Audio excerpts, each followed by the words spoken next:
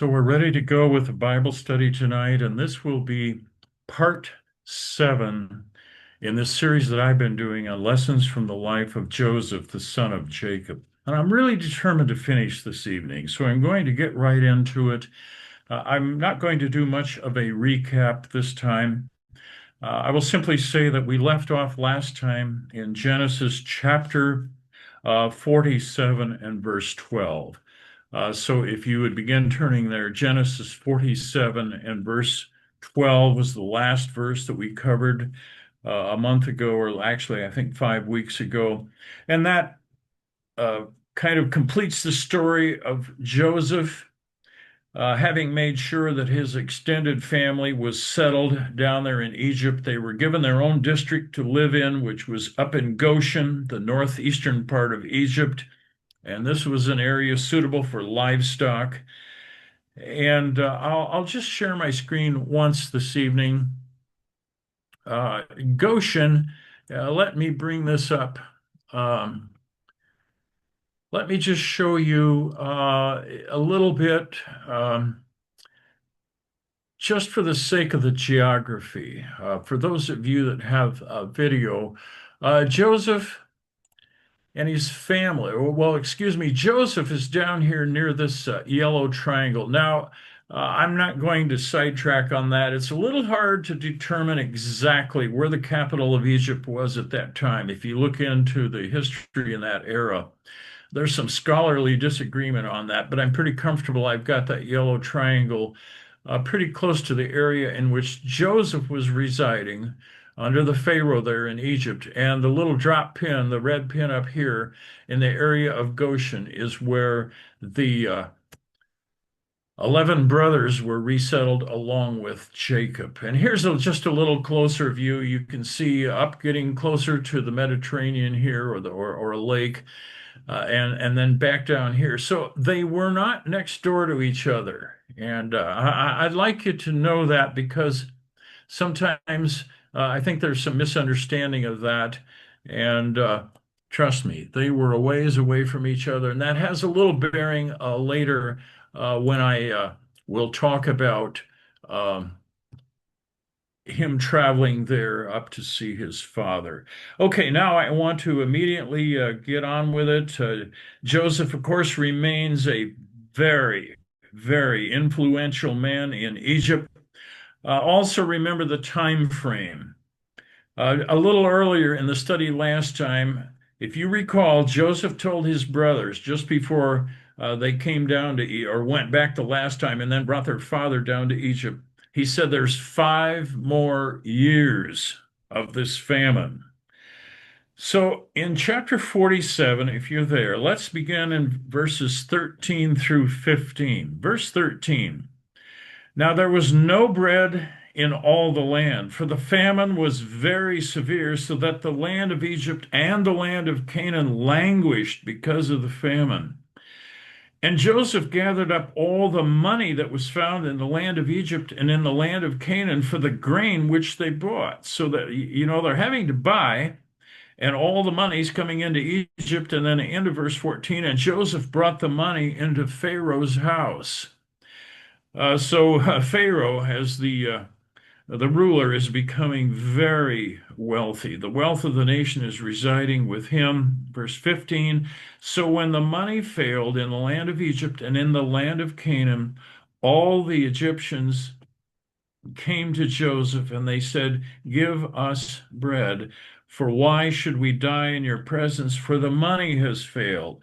So, a quick summary there, people have used up their financial resources, and Joseph is still, and we presume, equitably distributing this grain, and people are paying for it. But think of the dire straits they're in. Now, I want to point out one thing before going on. We're going to have a little trouble delineating here exactly the third year, fourth year, fifth year, because again, Joseph said, I'm sorry, the last 5 years of the famine, which would be the third, fourth, fifth, sixth, and seventh year of the famine, because the Bible doesn't delineate that clearly. But there's clearly a gap here, and we're getting into the latter part of this famine. Now, let's go to verse 16. Now, here's the next phase. Verse 16. Then Joseph said, give your livestock, and I will give you bread for your livestock if the money is gone. So they have run out of their financial resources. So they're going to go into what we would call bartering now, livestock for food. So, verse 17, they brought their livestock to Joseph, and Joseph gave them bread in exchange for the horses, the flocks, the cattle of the herds, and for the donkeys. Thus he fed them with bread in exchange for all of their livestock that year. So we're getting down, this is not again, the year immediately following or excuse, not Abraham, Jacob and the other 11 sons coming down there. We're getting later into this, and we'll see this here in a moment a little more clearly.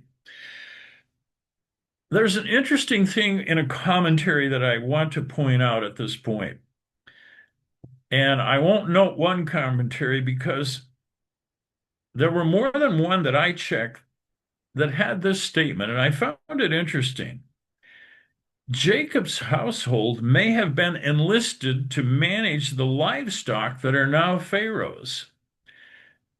And the commentators have a reason for making that statement because if you go back, and I won't, but if you go back to verse 6 in chapter 47, Pharaoh had asked Joseph to make them, in other words, his family, the chief herdsman over my livestock. And I'll just leave it at that. But it's entirely possible the 11 brothers have some prominence now and some great responsibility there, but we don't know. So let's go on. Verses 18 and 19. Excuse me. Verse 18. When the year had ended, they came to him the next year, and they said to him, we will not hide from my Lord that our money is gone. My Lord also has our herds of livestock. There is nothing left in the sight of my Lord but our bodies and our lands. Verse 19, why should we die before your eyes, both we and our land? Buy us and our land for bread, and we and our land will be servants of Pharaoh. Give us seed that we may live and not die, that the land may not be desolate. So you think of the dire straits that they are in. They're in absolute desperation, and they're not only offering to trade their land, they're offering themselves in Pharaoh's service just to stay alive, just to have enough grain to make bread again and survive. And it's very interesting. They're coming to Joseph. Joseph is still administering all of this. Now, I want to make another comment on the side, and this also came from a couple of different commentaries. And I found this interesting. There seems to have been no vandalism or no insurrection to take grain from the storage silos. There's no indication of that. It seems to be orderly. It could be partly attributed to Joseph's very fair distribution. Now, we don't know that. I don't want to go beyond what the Bible tells us here too far, but I did find that comment interesting. And we'll talk about that at the end of the study, but how would that work in this land when people are at or near starvation and they know that there's grain stored right in some cases next door? It's just something to ponder. That'll see the discussion, hopefully, at least a little bit after our study. Let me go on. Verse 20. Then Joseph bought all the land of Egypt for Pharaoh. all the land, although we'll see there was an exception here. For every man of the Egyptians sold his field because the famine was severe upon them. So the land became Pharaoh's. That, once the drought was over, or the famine, they're just going to be sharecroppers rather, in modern parlance. They don't own anything anymore. It's just, I'm trying to get you to expand your mind to think about how incredibly dire the situation is, and it's going on for 7 years. Let me go on and read verses 21 and 22. Verse 21, and as for the people, he moved them into the cities from one end of the borders of Egypt to the other end. I don't have a lot to add to that other than remember the storage silos were being built in many, many of the cities. And it's entirely possible he's simply moving them near the source of grain so that they don't. And keep in mind, they've given up all their livestock. They don't even have donkeys or beasts of burden to carry the grain back and forth now. Verse 22, here's the exception. Only the land of the priests he did not buy. For the priests had rations allotted to them by Pharaoh, and they ate their rations which Pharaoh gave them. Therefore, they did not sell their lands. It's interesting. I think I don't have to explain, these are not priests of God. These are pagan priests, just to put it bluntly, in Egypt. Egypt was polytheistic. We know that, don't we? Poly, meaning many, theistic, God, many gods. And if you read some accounts outside of the Bible, there were priests in many, many places in Egypt. But here's a comment from Matthew Poole's commentary, and I want to share this with you. So Joseph doesn't, he doesn't buy the land of the priests. They're protected, so to speak. Here's what Matthew Poole says. This is not to be ascribed to Joseph's will or choice, for he who abhorred their idolatry, nor would have given encouragement to the great upholders and promoters of it, but in this he was overruled either by Pharaoh's express command or by the laws of Egypt. And I think that's a very insightful comment by at least one commentator. Joseph was a man of God. We know that, a very godly man. He wasn't exempting these priests because he condoned what they were believing and practicing, but it was out of his hands. There's a real lesson here in how a man of God deals with a very ungodly situation. Joseph remained under Pharaoh's authority. And as long as it didn't conflict with his own beliefs, he simply acknowledged that. I think we could think of others. It's reminiscent of, for example, a couple of other men, Nehemiah and Daniel. I mention them only because they, like Joseph, served in very high positions in civil government in their day, and they were given great favor. But remember, Daniel nearly paid with his life when the situation arose that came into direct conflict with his belief and his commitment to God when he refused to pray to the king. I'm just rehearsing that. We won't go back there. And he was thrown into a den of lions. Now, fortunately, Joseph didn't have to deal with that. You might think of Shadrach, Meshach, and Abednego as well. They were given significant positions in a civil government that was pagan. But when they were told to fall down and worship the image, they refused. And you know what they said? Well, King, our God's able to deliver us, but if he chooses not to, we're not going to bow down to your image. And of course, Nebuchadnezzar went berserk. And I don't want to sidetrack too long on that, but there's a parallel here. Joseph, too, was his hands were bound, so to speak, in making the decision with these priests. And it was simply out of his hands. So I hope we understand that. He was a very godly man. All right. Now, the story begins to shift in verse 23. Interesting shift. Then Joseph said to the people, "Indeed, I have bought you and your land this day for Pharaoh. Look, here is seed for you, and you shall sow the land." So now I think we can safely state these 7 horrible years are over, the 7 lean years. Because notice what follows. Let's read on. Verse 24. And it shall come to pass in the harvest, so he's already anticipating a harvest now. It shall come to pass in the harvest that you shall give 1/5 to Pharaoh, 4/5 shall be your own as seed for the field and for your food, for those of your households, and as food for your little ones. I read this with great interest. This was very generous.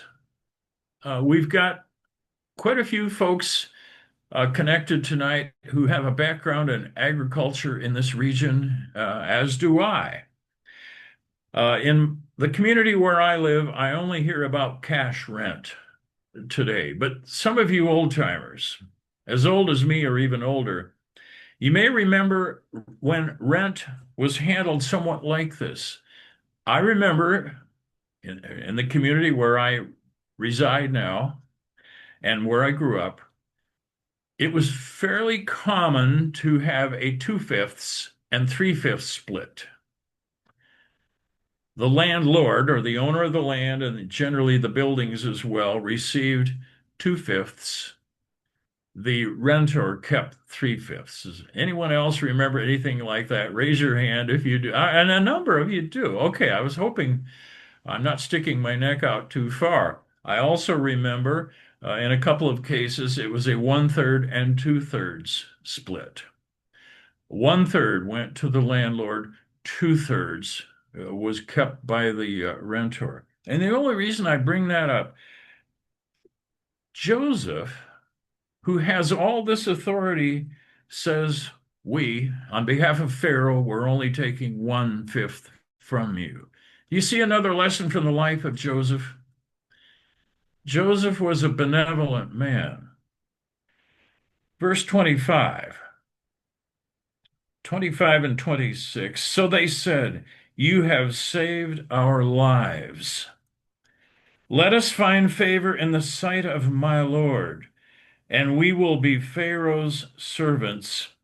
And Joseph made it a law over the land of Egypt to this day that Pharaoh should have 1/5, except for the land of the priests only, which did not become Pharaoh's. And we've already discussed that. But let's just consider a few words in those verses. They're so grateful. They're calling him my Lord. My Lord. That's from a Hebrew word, Adon, from a root meaning that it denotes a ruler, a sovereign, a controller, a master, or an owner. They're attributing this to Joseph. So clearly he's in charge. He's the one they're dealing with on behalf of Pharaoh. And they are deeply grateful for this godly man. Now the story shifts again. I'll go through verses 27 through 31 fairly quickly here, and I'll make some comment on parts of it. Verse 27. So Israel, it shifts again. Israel isn't very big right now. It's just the 11 brothers and their households along with Jacob. So they dwelt in the land of Egypt, in the country of Goshen, or it would be a little better put, the district of Goshen. And they had possessions there and grew and multiplied exceedingly. So they're obviously having a lot of children. And Jacob lived in the land of Egypt 17 years. When the time drew near that Israel must die, Jacob and Israel, keep in mind again, that's one and the same, just two names for the same man, Joseph's father. So the time comes when he will die. He called his son Joseph and he said to him, now, if I have found favor in your sight, please put your hand under my thigh and deal kindly and truly with me. Please do not bury me in Egypt, but let me lie with my fathers. You shall carry me out of Egypt and bury me in their burial place. Now, that would be that cave up at Machpelah. And he, this is Joseph, said, I will do as you have said. And Jacob wants absolute assurance. He said, swear to me, and he swore to him. And so Israel then bowed himself on the head of the bed. He's got assurance that this is going to happen from his son Joseph. A few curious things here. His deference to Joseph. Now, there's mutual respect here. But if you glance back at verse 29, where he said, now, if I have found favor in your sight, that's Jacob saying that to Joseph. That's quite amazing, I think. He acknowledges the authority that Joseph has and what he would be able to do for him. It's interesting, there's no mention of Reuben. In that era, there was quite a lot of responsibility attached to the firstborn, which would have been Reuben, the oldest son. But he doesn't go to him. Now, on the other hand, Reuben probably would not have had the authority, and we'll read about that later, to carry out this wish. I think I'll make a little comment about this curious statement about putting your hand under my thigh. That's how the King James renders it. That was a very solemn oath, and that seems so totally foreign to us today, maybe vulgar. By the way, it's mentioned in another place back in Genesis 24, and that's when Abraham called his servant to him and put him under a solemn promise to go find a wife for his son Isaac. And I won't go back there, but it's the same phrase. He also made his servant swear in the same way. An absolutely strange custom today, though, putting the hand under one's thigh. It actually means placing one's hand under the genital area, and it symbolized coming under the authority of that person.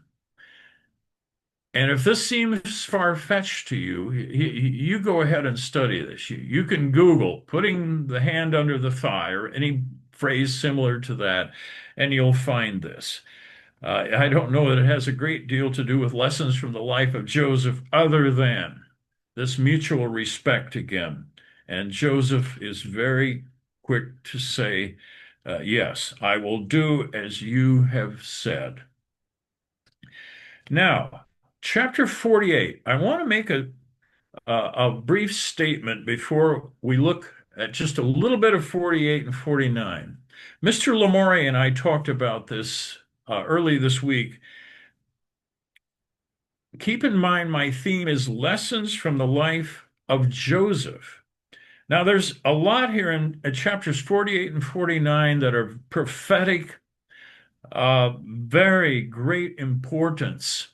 But it gets outside of what Joseph was doing in his life back then for the most part. And Mr. Lamore and I agreed. We're going to cover this separately. As a matter of fact, he's working on a sermon that he had assured me that he would like to give. I've also gone pretty deeply into the prophetic meaning of the blessing passed on to Ephraim and Manasseh. Remember that, anyone? My friends, I used a PowerPoint as I recall. I showed some artist depictions of the aged Jacob or Israel, who was all but blind, but he crossed his arms. You remember those things and the significance of where the right hand, or rather who the right hand was placed on versus the left. Okay, I think it is a time to revisit that, but I'm not going to do that tonight. It's really a separate and significant topic. And I think Mr. Lamore is going to cover that, and it's good. You'll get another perspective on that.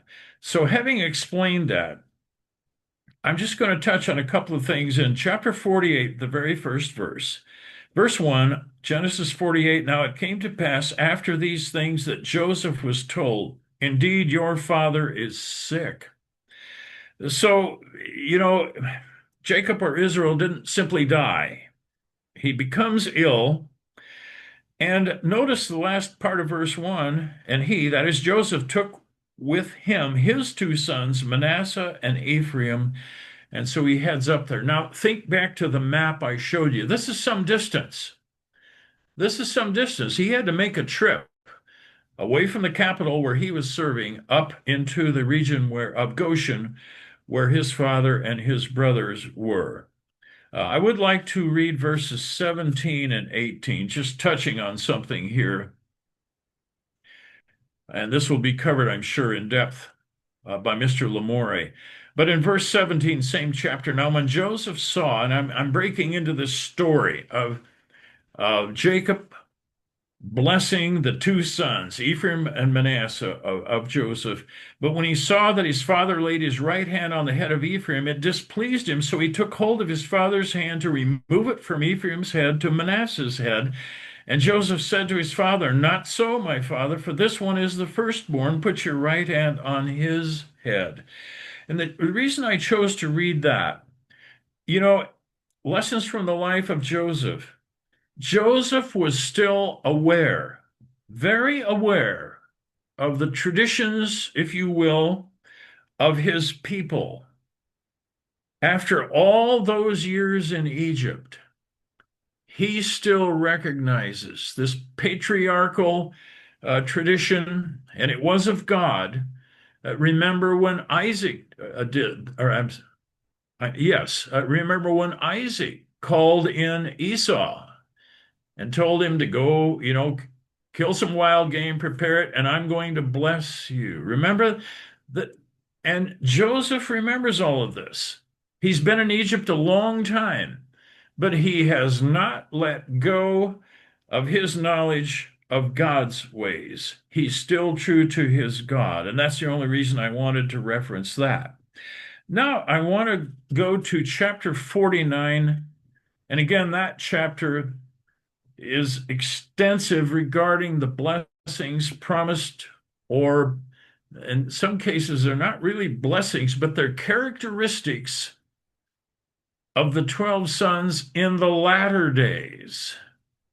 And that's a very interesting prophetic chapter, but it really doesn't have much to do with the theme that I'm covering, lessons from the life of Joseph. So I want you to go to the last verse of chapter 49 with me, which is verse 33. And it simply says, and when Jacob had finished commanding his sons, he drew his feet up into the bed and breathed his last and was gathered to his people. And as always, I'm reading from the King James. More simply put, he simply pulls his feet up, lies down in the bed, and he dies. God apparently granted him a very peaceful death after he had issued these very important prophetic statements about all 12 of his sons. Now let's go to chapter 50, and I'm going to cover this pretty much in its entirety. Chapter 50, verse 1. Then Joseph fell on his father's face and wept over him and kissed him. This is very emotional. Do you recall when I did the math for you? This was a father he had never seen for 22 years. Remember that? But now he's present. He's at his father's bedside when he dies. And think of the emotion and the gravity of this. So again, he just fell on his father's face and he cries, weeps over him, kisses him. And then I'll skim a little bit here, go a little more quickly. Verses 2 and 3. Joseph commanded his servants, the physicians, to embalm his father. So the physicians embalmed Israel. 40 days were required for him, for such are the days required for those who are embalmed. And the Egyptians mourned for him 70 days. It's quite interesting. I'm not going to talk about the embalming process, although in that era in Egypt, they had that down to an incredible science. You've read of mummies they find, even in modern history, almost perfectly preserved. But let me go on to that last statement. The Egyptians mourned for him. That's for Jacob, 70 days. We attribute that to the great respect they had for Joseph. And of course, they know that this is Joseph's father. Quite an honor to this man of God. Now I'd like to read verses 4 and 5. Now, when the days of his mourning were past, Joseph spoke to the household of Pharaoh, saying, If now I have found favor in your eyes, please speak in the hearing of Pharaoh, saying, My father made me swear, saying, Behold, I am dying. In my grave, which I dug for myself in the land of Canaan, there you shall bury me. Now, therefore, please let me go up and bury my father, and I will come back. There's something interesting here. We'll read later on, Jacob had resided 17 years down there in Egypt. He lived out his life there. And a lot of commentaries feel this is now a different Pharaoh. And that's entirely possible, that this is a different Pharaoh. And Joseph may not have the same prominent position in government as he had earlier, because in this case, he doesn't go directly to the Pharaoh. Again, notice what he said back there in verse 4. He spoke to the household of Pharaoh, or the court of Pharaoh, and then says, If I found favor, then you speak to him. You speak to him for me. And then, he makes him aware of what, or wants them to make him aware of what his request is. Verse 6. Verse 6 is very interesting. And Pharaoh said, Go up and bury your father as he made you swear. It seems like it's just an immediate response. Go. Permission granted. And so, as prominent as Joseph was in Egypt, we also get a glimpse into living under an absolute dictator, don't we? As prominent as Joseph was, he doesn't dare leave the country without Pharaoh's permission. So this godly man follows, that's not in conflict with God's word, and so he follows the protocol and asks permission. Let's continue reading. Verse 7, So Joseph went up to bury his father, and with him went up all the servants of Pharaoh, the elders of his house, and all the elders of the land of Egypt. Now, this is remarkable. This is absolutely remarkable. It's not just Jacob's household that's going up into Canaan, but prominent people in the government of Egypt. Clearly, Joseph is still so respected.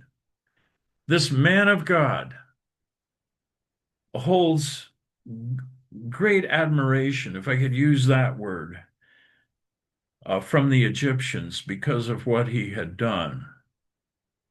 Let's continue, verse 8. We talked about those that went up from Egypt, but as well as all the house of Joseph, his brothers, and his father's house. Only their little ones, their flocks and their herds, they left in the land of Goshen. And there went up with him both chariots and horsemen, and it was a very great gathering. I was thinking about this. Think of this entourage. And sometimes I have kind of a fertile imagination, but think of this huge entourage and the grand chariots of Egypt and so forth. It reminded me of something. How many of you watched part of or all of the funeral and then the procession that followed after Queen Elizabeth died? I'm always intrigued by that. Some of you did. Remember, they put her coffin in this elaborate coach and the horses and all the horsemen fronted. Remember that? It was just amazing, all the pomp and ceremony. I think now they granted a much earlier time anciently, but I think this was much the same, all because of this godly man, Joseph, who came down to Egypt and everything that he did there. Verse 10, I'll kind of skim some of this. They came to the threshing floor of Atad, which is beyond the Jordan, and they mourned there with a great and very solemn lamentation. He observed 7 days of mourning for his father, a custom of the time. And verse 11, and when the inhabitants of the land, the Canaanites, saw the mourning at the threshing floor of Atad, they said, this is a deep mourning of the Egyptians. And I'll stop there. They seem to perceive all of them as Egyptians. But of course, Jacob was not an Egyptian, nor were his 11 sons, nor was Joseph, although in dress and so forth, perhaps they appeared that way. But again, that's how the Canaanites saw it, a great mourning. Let's go to um, let's go to verse 12. So his sons, this would be Jacob's sons, did for him just as he had commanded them. So it wasn't just Joseph. No doubt he's made them all aware. And verse 13, for his sons carried him to the land of Canaan and buried him in the cave of the field of Machpelah before Mamre, which Abraham bought with the field from Ephron the Hittite as property for a burial place. And after he had buried his father, Joseph returned to Egypt, he and his brothers, and all who went up with him to bury his father. So this is just an amazing story, I feel. If, I want to make a comment. I may forget to make this at the end, so I'm going to make this comment now. I wonder if anyone fulfilled much more Proverbs 22, verse 29. Matter of fact, I think I'll turn there. It's the only time I'm going to go away from Genesis tonight. But if you go to Proverbs 22 and verse 29, typical of the Proverbs, it's just a one verse statement, and the context around it goes elsewhere. But in Proverbs 22, verse 29, New King James, do you see a man who excels in his work? He will stand before kings. He will not stand before unknown men or common men. There's a lot of impact there, isn't there? I was thinking of this as I was preparing this final study on Joseph. Did he excel in his work, as the New King James puts it? I think the original King James, and I don't have that in front of me, but I think it says, do you see a man diligent in his business? And that's also a good translation. Was Joseph diligent in his business? Well, if you see a man like that, he will stand before kings again, prominent people. He will not stand before unknown, as it says in the New King James, or common men. Joseph certainly lived that proverb. Verse 15. This, I think, is kind of sad in a way. Verse 15, when Joseph's brothers saw that their father was dead, now they knew that, but they said, perhaps Joseph will hate us and may actually repay us for all the evil which we did to him. So all this fear comes back now. Even though Joseph had done so much to assure them, remember, I won't go back and rehearse all of that, but they're still unsure that his forgiveness is genuine. Verse 16. So they sent messengers to Joseph. Now keep in mind, he's not next door again. He's not just down the road. We presume he's back down in the capital. So they send messengers saying, before your father died, he commanded, saying. So Jacob had said something to them, not to Joseph, but to the 11. Verse 17, thus you shall say to Joseph, I beg you, please forgive the trespass of your brothers and their sin, for they did evil to you. And I want to stop there a moment. I remember posing a question, I think 2 studies back or 3. Did Jacob ever find out what had happened? And I didn't say any more back at the time. I just listened to comments, but note this verse. He was aware. He was aware. And he said, you'd better say to Joseph, you better beg him, forgive the trespass that we've committed, for they or you did evil to him. Continuing that verse. Now, please, now they're saying, please forgive the trespass of the servants of the God of your father. So at some point now they come together because the end of verse 17, and Joseph wept when they spoke to him.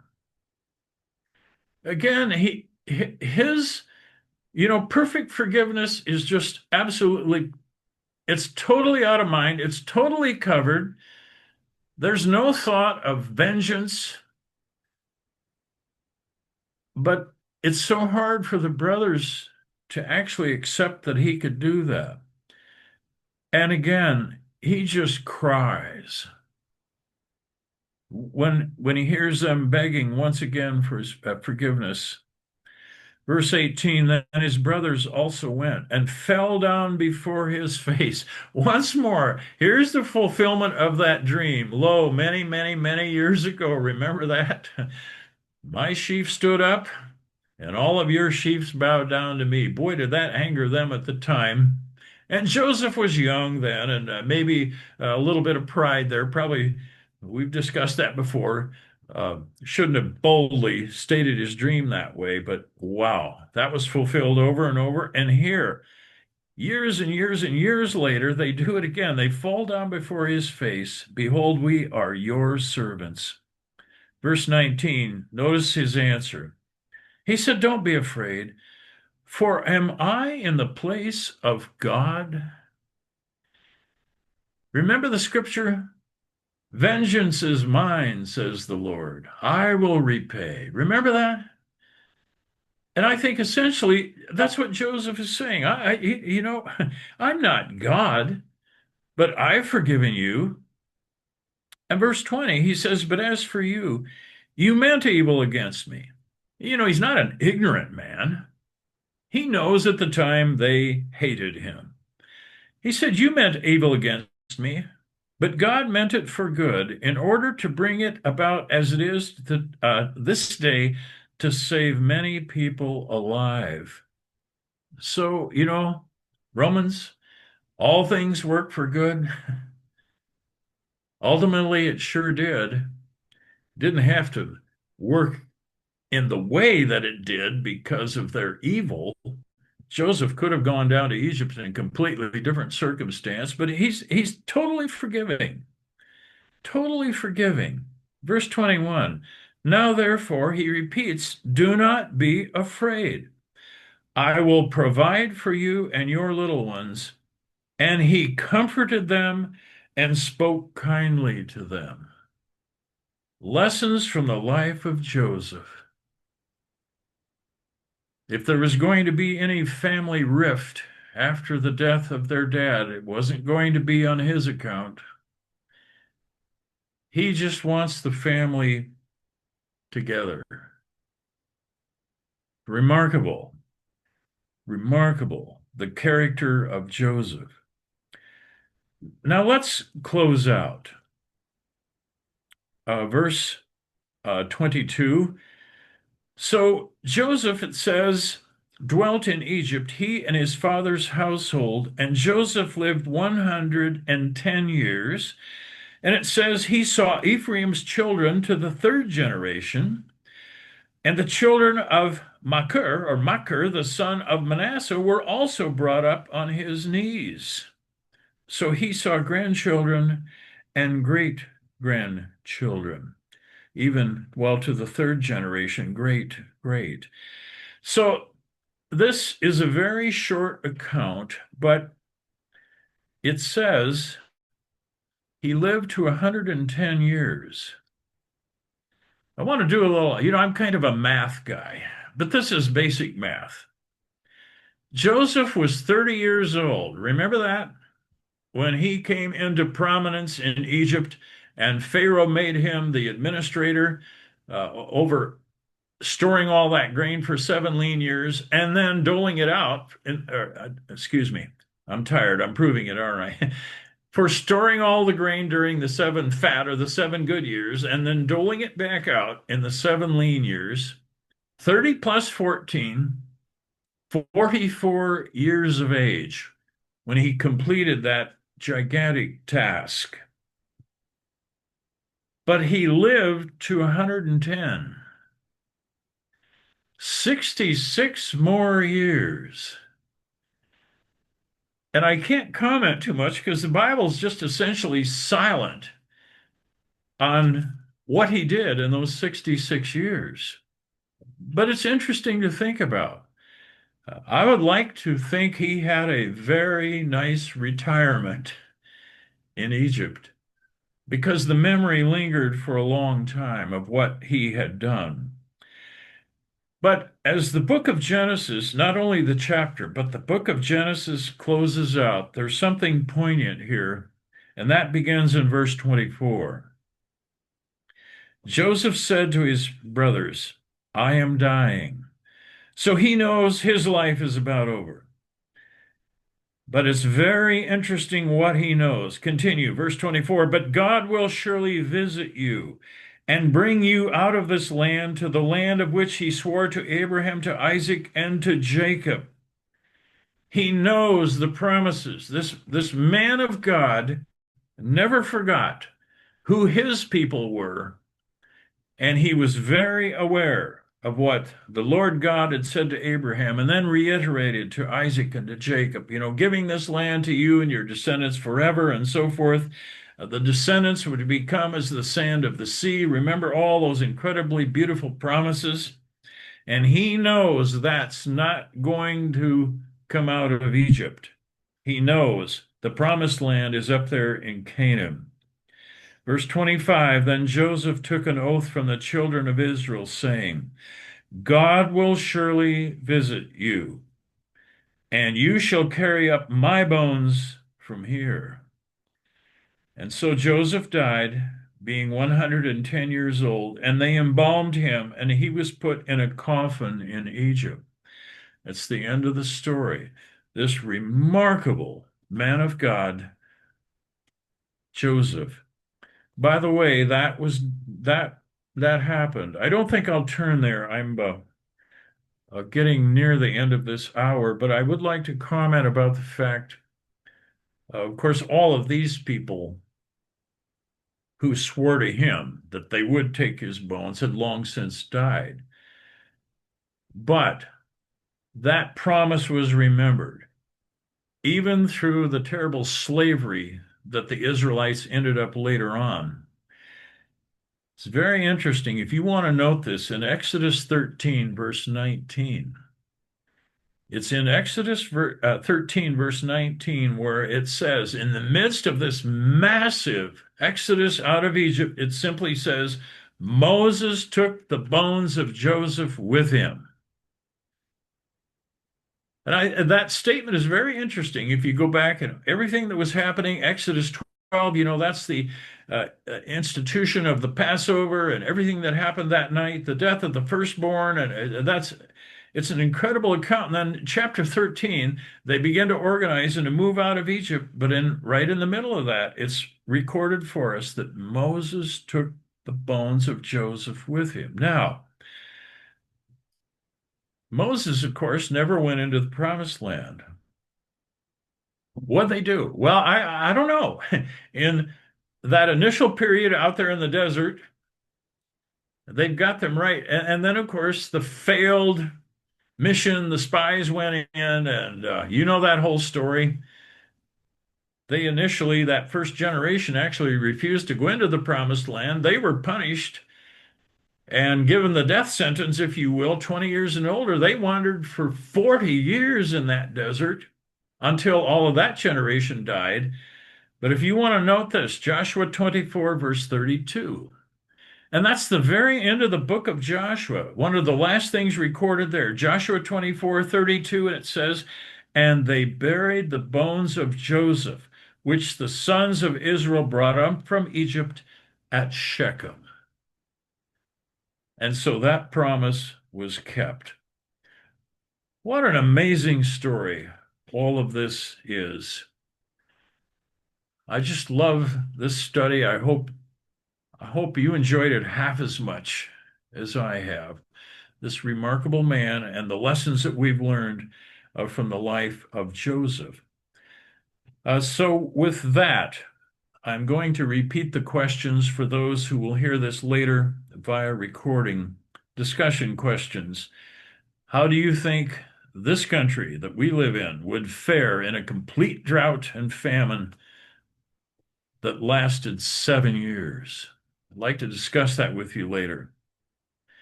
Also, just a lighter topic, but number two, can you think of a reason, or possibly more than one reason, that Joseph lived only 110 years compared to the great length of life for Abraham, Isaac, and Jacob, which those lifespans were 175 years, 180, and 147, respectively?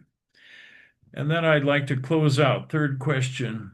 In our study of these lessons from the life of Joseph, which part of it had the greatest impact on you?